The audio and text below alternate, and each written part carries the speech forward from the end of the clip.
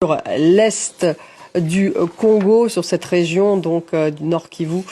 et du Sud Kivu, donc c'est l'est du Congo où un conflit donc majeur s'est déclaré depuis plusieurs années. Vont-ils se serrer la main? Ah, ça c'est une question. En tout cas là, ils signent. On ne sait pas s'ils vont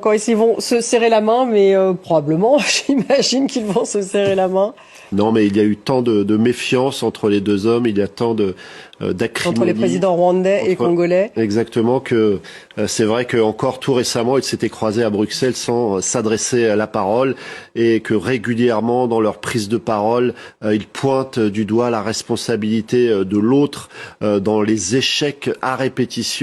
des tentatives de faire la paix, parce que c'est vrai que dans la région, la situation est extrêmement complexe, avec des groupes armés qui sont soutenus par les deux pays, des deux côtés de la frontière, parce que la population qui est à l'est de la République démocratique du Congo souffre, elle est saignée à blanc, elle est pour les Congolais, ils ont le sentiment d'être sous occupation, notamment depuis que le M23 a pris le contrôle de deux grandes villes à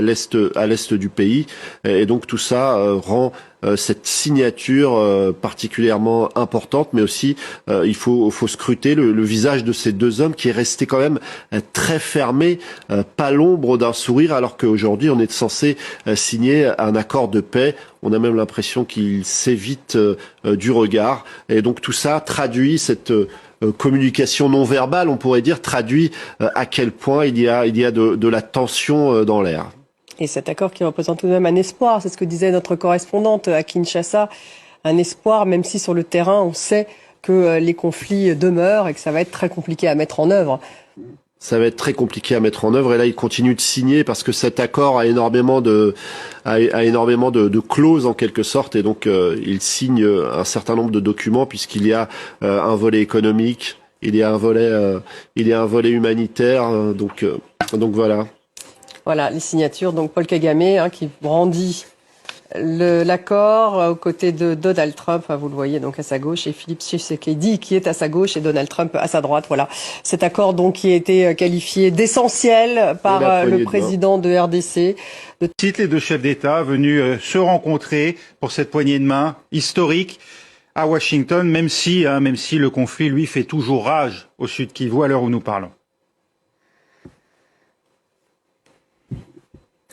Alors voilà, une poignée de main avec le président du Rwanda, Donald Trump et le président du Rwanda, une poignée de main entre le président de la République démocratique du Congo et le président américain, mais pour l'instant on n'a pas encore vu de poignée de main entre les deux présidents rwandais et congolais, avec